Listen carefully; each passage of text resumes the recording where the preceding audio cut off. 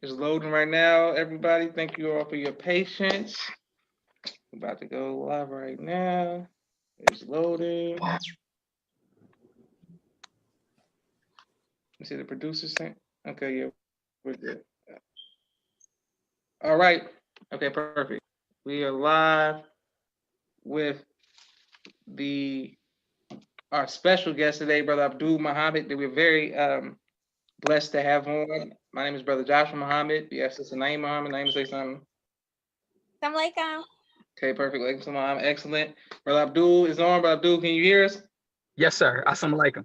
Alaikum salam, sir. We're very honored to have my former teacher of 3 years of my formative years, one of the men who taught me how to have self-esteem, to believe in myself, and taught me, most importantly, the history of the true and living God. So I appreciate that, Brother Abdul, and taught many of my friends. Praise be to Allah. Yes, sir. Okay, so I'm trying to just give everybody a time to tune in, but we don't want to belabor the point. That's what everybody says. That same this. That's just the thing everybody says. We don't want to belabor the point. Okay, so Brother Abdul, you ready, sir? Yes, sir. I'm ready. Okay, perfect. The first question I would like to ask you is, I got a lot of questions yesterday, Brother Abdul, from people in the inbox and the DMs. Okay, but the first question I want to ask you is, what made you become a teacher? Okay, that's a great question. So the thing that made me become a teacher is when I was at Southern University Yes, as a college student. I was inspired by the Honorable Minister Louis Farrakhan in that, when I joined the nation, my major was business management. Like most Black people, when we go to college, we don't really know what we want to major in. We just go because people said it's something you should do. So everybody else was talking about their major was business management. So it sounded good. You talk to a female and be like, I don't even know what I'm majoring in. I'm just here, Yes, sir. Yes, sir. I said, my major was business management. And, and I came into mosque when I was as a freshman in college. And when I was allowed to speak on the rostrum, I was so inspired that that's what caused me to change my major from business management to education. And then, I became a teacher. Excellent. So I give the credit to the nation, brother, so. Hey, okay, excellent. Go ahead. Yes, sir. Yes, sir. Brother Abdul, my question is, what has being a father taught you? Man, that's a great question. What has being a father taught me? So one of the things that being a father is taught me responsibility. Because as a father, at the end of the day, you're ultimately responsible for everything that goes on with your house and the family. The buck stops with you. As a father, you got to accept all those responsibilities of raising a family, which is not an easy thing to do. But there's a lot of lessons, one of the lessons is being patient, because you have to be patient with your own development. And you also have to be patient with the development of your family and your children. So there's a lot of lessons in being a father. I would tell every brother that being a father is one of the greatest things that you can be. Don't run from the responsibility, because the responsibility is only going to make you a greater man. I'm saying from personal firsthand experience, when my wife first got pregnant with my son, who's 20, he just turned 23 days ago. Crazy. So when she first got pregnant, we were teaching at Muhammad University, getting paid peanuts. We wasn't getting paid nothing, right? So, as we're taught, when the woman is pregnant, she shouldn't work, because the stress of her working will affect the child. Absolutely. So when my wife got pregnant, as Black folks, we don't plan our pregnancy. Stuff just happens, right? Yes. So yes, sir. When she was pregnant and stopped working, I felt in my heart, like I'm not going to be able to take care of my wife on one income, working at Muhammad University of Islam, getting paid peanuts. I didn't tell my wife that, but I felt afraid that I was not going to be able to live up to my responsibility. But now I'm forced to be in a position where I have to live up to my responsibility. Yes, sir. And when I was forced, then I rose, by Allah's grace, I rose to the occasion, even though we were poor. Like when I say, if you look in our refrigerator, there was no food. Most people say that, and it's just no food that they want to eat in the refrigerator. It's a Yes, sir. refrigerator full of stuff that they don't want to eat. Ain't no food in there.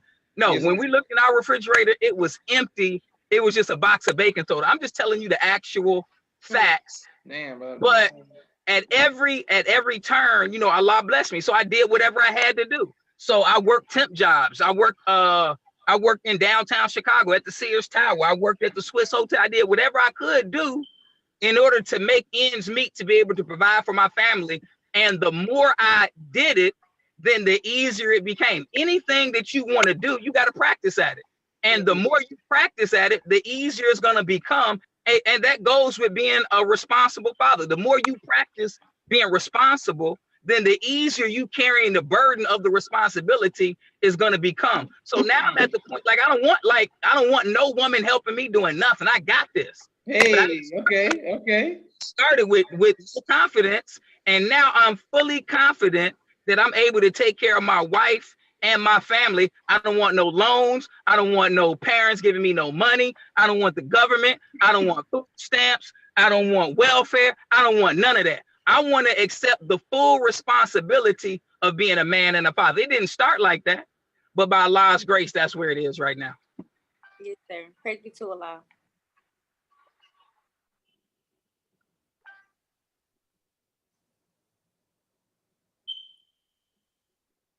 But Joshua? Yeah, Abdul, can you hear me? Yes, I can hear. I didn't hear the question. No.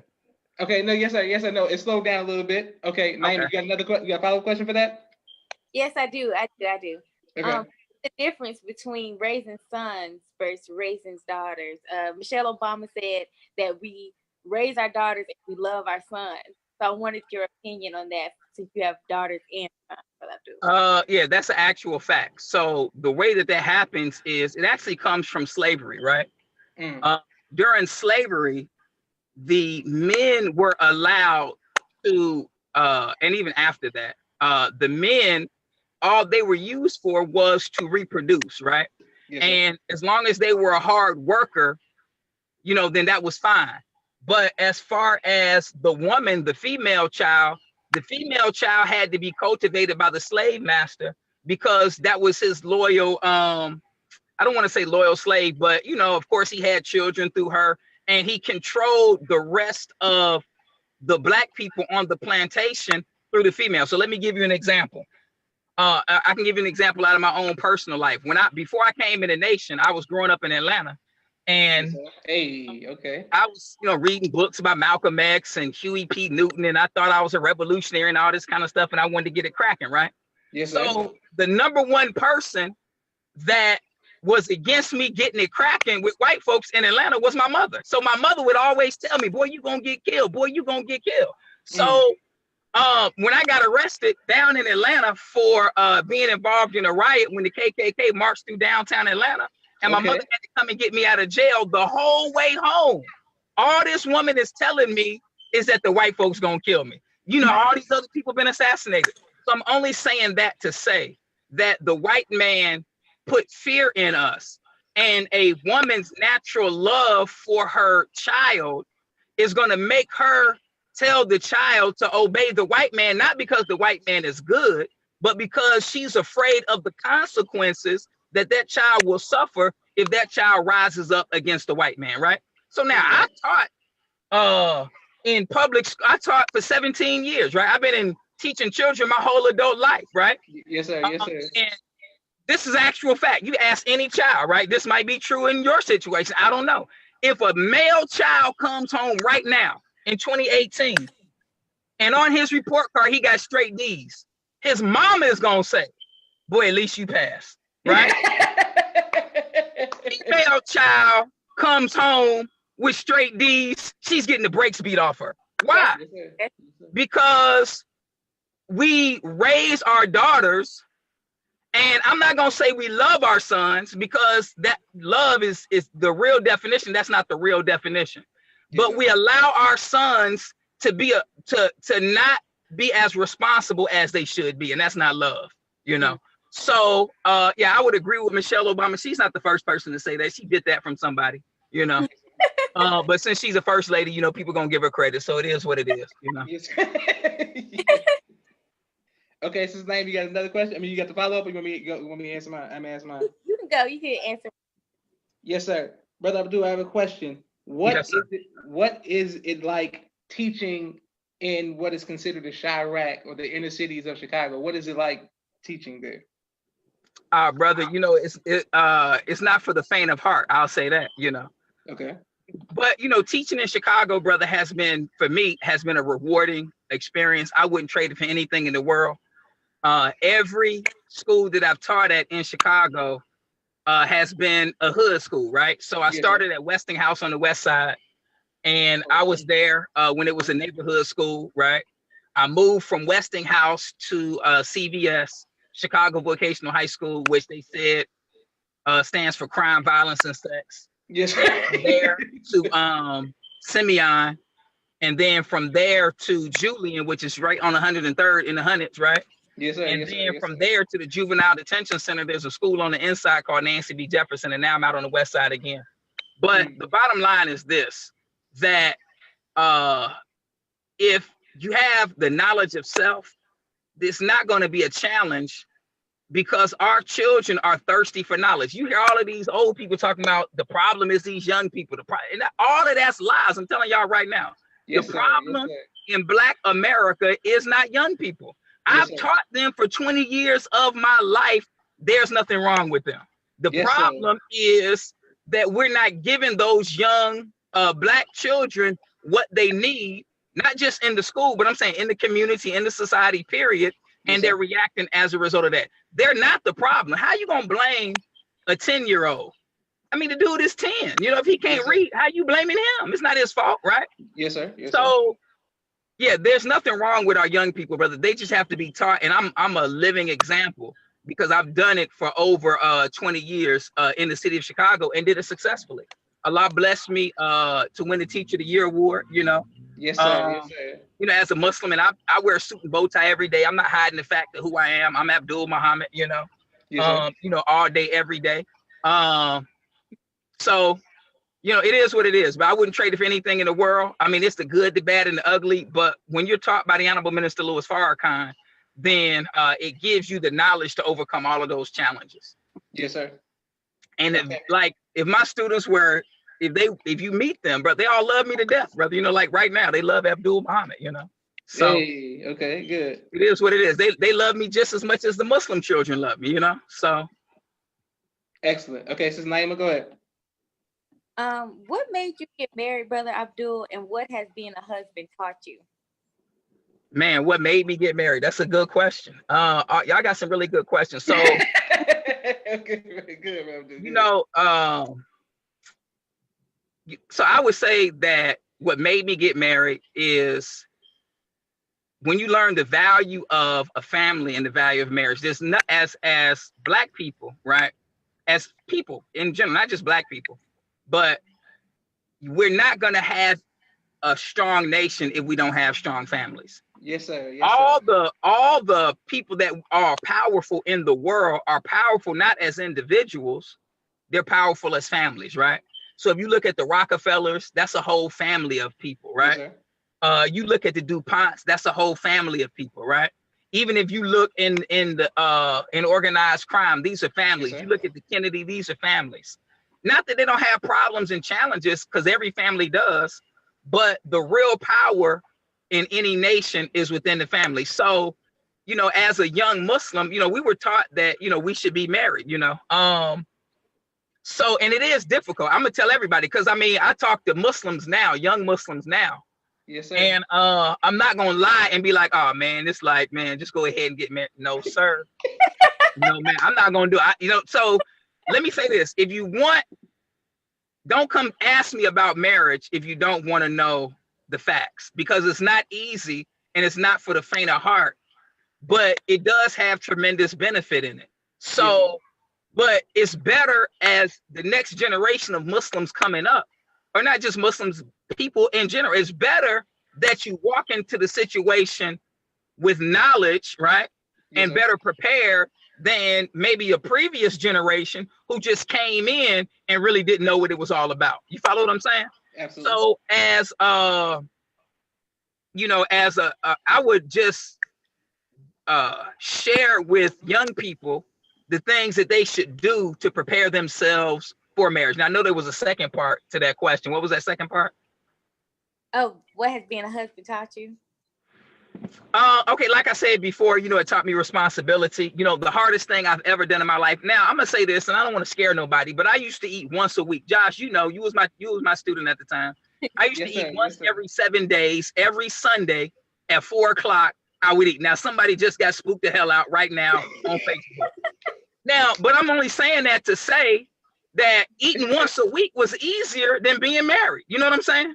So I've done a lot of difficult things. I sold 500 Final Call newspaper a issue, and that was easier than being married. I was on a black college campus with beautiful black women, and I'm a Muslim trying to live a righteous life, and that was easier than being married. So I'm saying that it's not for those that are not going to be committed to the struggle. Just like being in the nation. If you in the nation, then you committing your life to a struggle. Yes, sir. So just like those who are in the nation say, I love the nation, it don't mean the nation is perfect, but you know that there's tremendous benefit from being in the nation. So it's the same way. But it's going to be struggles involved in everything. Now, whether you get married or don't get married, some of y'all say, well, I ain't going to get married. You're going to struggle either way. Because struggle is ordained in your life. So you saying that I'm not gonna get married to escape struggle. You're gonna struggle anyway. Yes, sir. Yes, sir. You can struggle with somebody that loves you, or you can struggle by yourself, or struggle with a few hard legs, right? Or struggle with a couple of, struggle is ordained, so you're not escaping those struggle by saying that I don't want to be married. But what you are escaping is the development that you would never achieve. You would never achieve a certain level of spiritual development without being married, because you having a roommate is not going to try you the same as you having a husband or wife. You living in your mama basement, as much as she tripping, it's not going to be the same. So you're never going to become, we talk about, oh, we're going to be gods and all of this. We do all that talking, right? You're not going to be a god single. I'm sorry, because it's not going to try you in a way to develop you into what God wants you to be. So you running from marriage is really you running from your own development, and that's just facts. I know y'all running though, but I'm just telling you. Yes, sir. Naima, you got follow up when we go to mine? You can go ahead. Okay, yes, sir. Brother Abdul, I was going to ask you. Okay, hold on. I got to make sure I get all these questions. What do your students show you love after they graduate? That's the question. Brother, absolutely. I get messages on Facebook all the time. All kind of love, brother. Yes, sir. Absolutely. They email me, they call me, they text me, they come see me. I get all kind of love from my students all the time, brother. It's beautiful. I wouldn't trade it for anything else in the world. Excellent. And what made you? Brother Ben just put a video out on Facebook from my lecture, Going Ham, The Truth About Pork, right? It's only a little 60-second clip, right? Yes, sir. So when that, now, of course I'm gonna need security because it was so much hate, in the comment section, but I'm not running from no hate, Yes, sir. Yes, sir. At all. But I'm just saying that to say that every time Brother Ben or somebody puts a video out, I get a whole bunch of flood of emails, tags from my students, because they see their teacher or their former teacher out there representing. Yes. Excellent. Okay, Rob, do a question. What made you go from being very strict and rigid in your younger days when you taught me to being more evolved and relaxed as you are now as a teacher? So here's what I would say. The thing in my younger days, the thing that I lacked was balance, right? Okay, yes, sir. And that's something that you have to learn. It's not something that we're born having balance and everything, so everything we have to achieve balance in it. So as a young teacher, coming straight out of college, eating once a week, right? Super Muslim, right? Yes, sir. Yes, sir. At the mosque every time the door is open, right? The whole nine, right? So me coming to Muhammad University was like, oh man, this is God's school. So we're gonna do it the way God wanted it done, right? So it wasn't no ifs, ands, buts. But the minister said a comment once when the Malcolm X movie first came out. In a laborers meeting, and he made the comment, he said that the tree that doesn't bend is the one that breaks, right? So, you know, because at that time, people just wanted to just say, oh, Malcolm ain't this, or Malcolm ain't that, or Malcolm, right? Instead of being wise, knowing that, you know, the public love Malcolm, so you talking bad about him ain't gonna make people like you. You know what I'm saying? That's right. That's right. So what I had to learn as a teacher was, see, there's a way you could be strict, because if you came in my classes in the public school, brother, I wasn't oppressive. I think like when I was younger, I was more oppressive. Absolutely. But my classroom was still structured in a certain type of way. It was still certain things you're not gonna do up in this classroom, right? You're not coming late, right? Yes, you're not cussing in my classroom. You're not using the N-word. It's just certain things you're not gonna do. As a teacher, I had all the young black males sit in the front of the classroom, right? So okay. But now listen to what the minister said. The Honorable Minister Louis Farrakhan said that children want discipline. In fact, they crave discipline. Yes, sir. So the fact that I brought discipline to those children, they were not like, oh man, I ain't trying to, you know, brother, they fell in line. But I wasn't oppressive. I just was firm, you know, I was gentle but firm, you know, I stood by, and I'm not intimidating nobody because I'm bigger than them. Come on, let's be real. Yes. You know, I eat the middle of the day. So it wasn't like, oh man, Muhammad might step on me or something, and I'm just gonna do what you say. No, it wasn't that. So I think that what I had to learn was a certain level of balance, but you still have to have rules, because rules bring order. And if you just let a Negro will do whatever you let them do. You know, a child will let you do whatever you let them do. A child will do it. You know what I'm saying? Yes, so you have to have rules, but it's the way that you apply those rules and the way that you build relationships with students. Brother, my students would do anything. So, but it was because, you know, I gave them the expectation, and then I lived up to the expectation I gave them, and I treated everybody the same. So I didn't show any favoritism. Let me give you an example. When I was teaching, when students would come late, I had a row of chairs by my door called the late seat, right? Yes, sir. Anybody that came late, because what I used to do, I used to close the door and leave them in the hallway, right? And make them line up. I'm just telling you, that's in the public school system, right? Yes, sir. Yes, sir. So, but they love what I was teaching so much that in most places, man, they'll just be walking the halls. Man, them students waited till I came to the door and let them in. The principal came and said, okay, Muhammad, you can't have them line up outside the hallway like that, right? So I said, okay.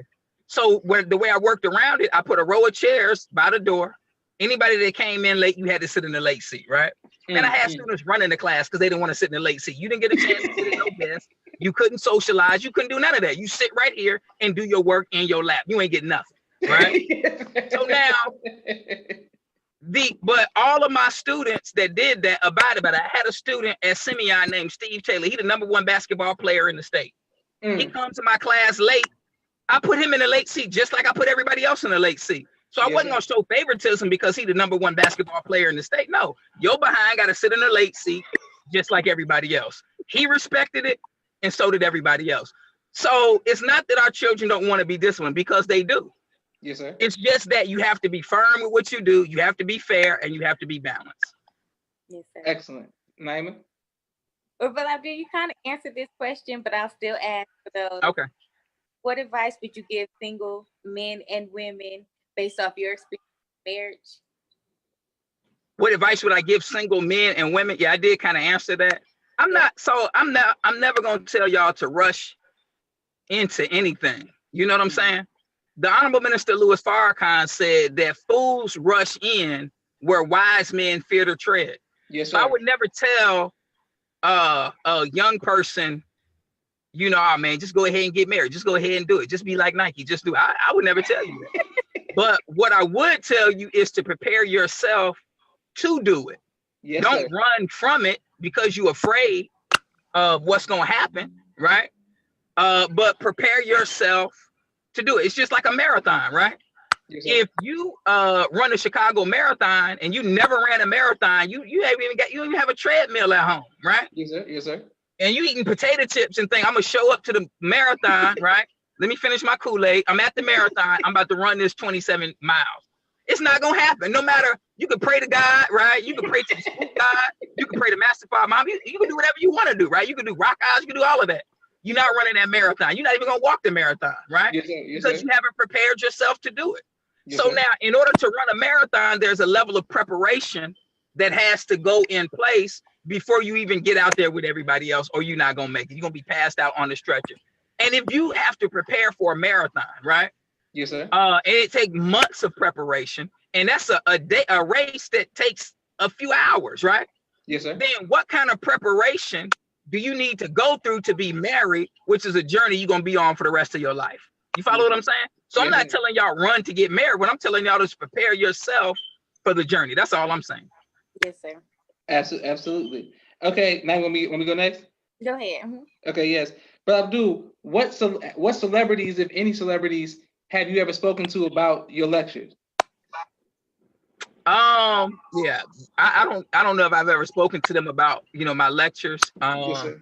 Yeah, I'm not a good self-promoter like that. You know what I'm saying? Yes, sir. So Yes, like, sir. if I see Drake, I'm not gonna be like, man, Drake, you need to check out this, just going ham. You know what I'm saying?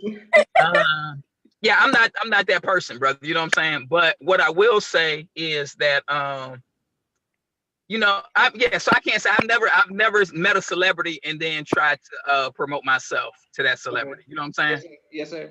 Yeah, I've never done that, brother. You know what I'm saying? Yes, sir. So. And then my next question is, what advice has the minister given you that you could share with us to help, inspire us? Man, well, so he's given us a lot of advice, brother. So I don't know. He's given a lot of advice on different things. Yeah, you have to be a little more specific, like in a certain area. Has he given me advice? Yes, sir. Yeah, I would need like a little more specifics on that, because he's giving advice in a lot of different things, Okay, yes, sir. Absolutely. Naima, do you got any more questions? Because I got one more for the audience. But here's what I will say, right? Yes, sir. Because I did have a meeting with the Honorable Minister Louis Farrakhan, and he said a lot of things, but I'll say this, that, he said to me that the time we living in is our time. And we can't allow anybody to dictate in our time what they want us to do. He said that the enemy controls the colony from the outside with those on the inside who they can't control.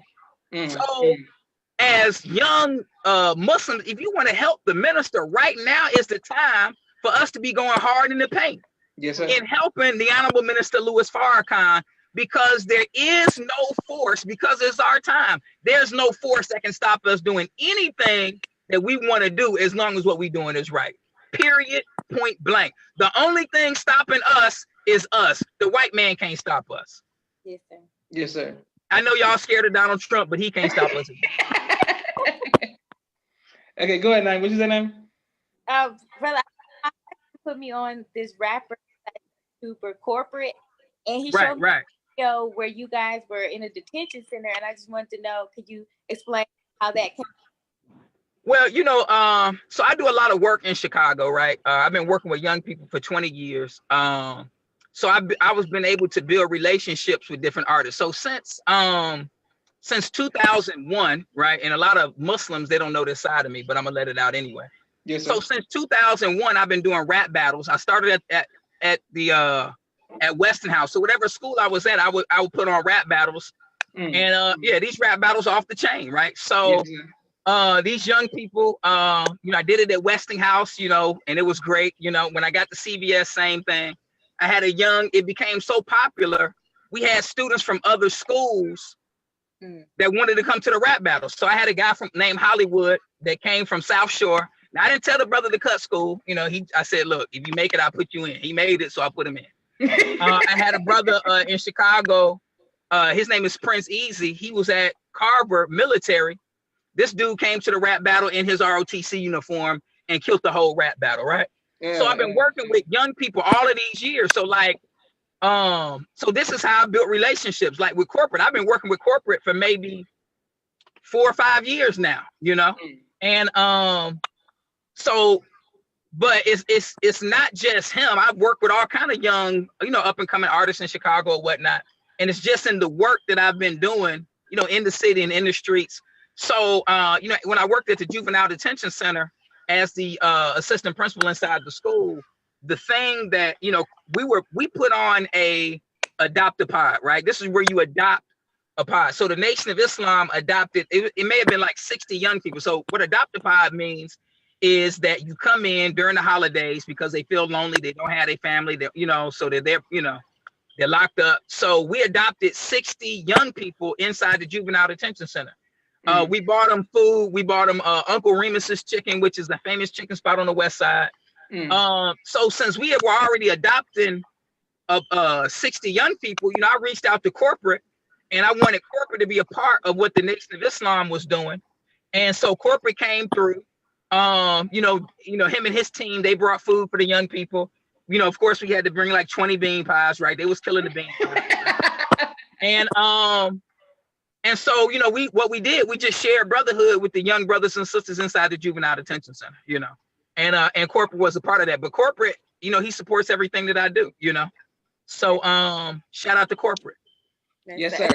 Okay, Brother Abdul, got one more question, and then we want to let it go because we don't want to go over time with the podcast. Okay. Yes, sir. Abdul, how do you deal with the woke people who are constantly judging young people for their music, for their movies, and things of that nature as you interact with young people and you're effective, like in this city? How do you deal with that? People who hate drill music or people who hate just the culture of Chicago. How do you deal with those kind of people?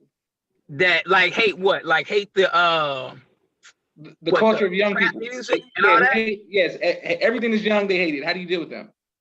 Man, but so I'm gonna say this, brother. I don't really talk to the so-called woke people. Because all of my years that I've been working with young people, I've never seen them. You know what I'm saying? Like I've never seen them working with young people doing anything. I've been in the hood my whole adult life working with young people. I've never seen like the nationalists. I ain't seen them. You know what I'm saying? I'm not like condemning them or anything like that. You know, I ain't trying to start no beef or nothing like that, you know.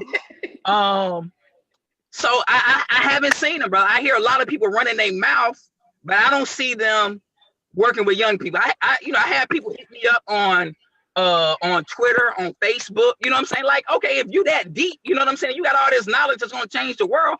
I'm in the hood. Come holler at me. You know what I'm saying? Come work with me. You know, I don't see them. All I see is people on YouTube, on Twitter, on Facebook, running their mouth, talking out the side of their neck. I do not see them working with young people because I got some young people that you could work with. I'm not at the Juvenile Detention Center no more, but I built such a good relationship with the people there that they said, look, Muhammad, anything you want to do, it's an open door. You can do anything. You can bring in anybody to speak to them. You can do any. So I'm saying, like, all the people that's deep and woke and got all the solutions for the young people, then come holler at me. We can go talk to the ones that's doing the shooting and the killing, and we can see what kind of impact you're going to have on them. I haven't seen them in all of my years, and I've invited them. You know what I'm saying? Yes, sir. It was some dude on, I know who it was. I forgot this rapper's name. What's the brother's name? He used to be with Kanye West. Y'all know who he is. Y'all might not know who he is. GLC? Not GLC. Him and Kanye just fell out recently. The dude with the Not Ron. Ron Fest. Say it again. Ron Fest. Yeah, Ron Fest. Okay, so like a few years ago, Ron Fest was doing a radio show, and he was asking the question about is the Nation of Islam still effective? You know. So I mean, like at that time, I was on 103rd in the hood. I'm like, come holler at me. You know what I'm saying? We about to have Peace Day tomorrow in the hood, right? Yes, so sir. If you deep, and I'm not condemning Ron Fest because he's a good brother, but I'm just saying to all those people who think like, come on, man, you know, what are we talking about? It's like so many young Black people that's misguided. If you got the knowledge, then let's get together and do something with them. You know what I'm saying? Let's not condemn them because they listen to G Herbo. Come on, man. G Herbo got bars. He the best outside of myself. That's not in Chicago. Let's be real. Come on, man. So you can't condemn them because they trying to make a way out of no way. You know what I'm saying? Come on, what are we talking about? So I work with young people, so you know, like when they talk about them sagging their pants and they wear dreadlocks and all that kind of stuff. Come on, man. Like, what are we condemning them? Or are we trying to save them? You know, Yes, do sir. we love them? Or are we afraid of them? I don't know, you know, but I know that the young people are thirsty for knowledge, and they're not what the older generation describes. That's just a fact. And I know from my 20 years of experience. Excellent. Well, thank you, Brother Abdul, so much. Thank you so much, Brother Abdul. And Brother Praise Abdul, be to Allah. we're gonna upload it to YouTube tomorrow. And we just thank you, Brother Abdul. You always welcome, and please continue to do the great work in Chicago that you're Yes, doing. sir. And Yes, sir. man, we support you, Brother Abdul. We love you, man. So I love you too. And I will say this. So like a lot of these young Chicago artists, they've come to me, and I did share this with the minister already. Yes, So sir. they came to me, like corporate and others, because they want to meet with the Honorable Minister Louis Farrakhan. You know what I'm saying? Yes, sir. So I mean, come on. These old politicians, right? Yes, Every sir. chance they get, they run from the minister. You know what I'm saying? But it's the young rappers, right, Absolutely. that everybody's condemning, that's running to the minister. So what are we talking about? I mean, what are we really talking about? So we talking about this man has given y'all guidance and helped y'all all through your career. And because you scared of white folks, you don't want to be in a picture with this man, right? At Aretha Franklin's funeral, Al Sharpton was sitting on Jesse Jackson's lap because he was afraid of the man. You know what I'm saying? But the rappers, they're the ones that are unafraid to stand with the Honorable Minister Louis Farrakhan. You know what I'm saying? So how you gonna condemn them when they're the ones that's unafraid to stand with God's man? And all of these politicians, all of these so-called woke people who so deep, but really just love white folks. You know what I'm saying? They're afraid to stand with the Honorable Minister Louis Farrakhan. What are we talking about, man? I would rather, the thing that I love about young people is that what you see is what you get. Yes, sir. The thing with these old people, man, you don't know, because most of them lying and most of them fake, right? So I mean, come on, man, what are we really talking about? So you don't know what you get with them. But with the young people, you know exactly what you get. Absolutely. Because they're honest and they're upfront and they're frank.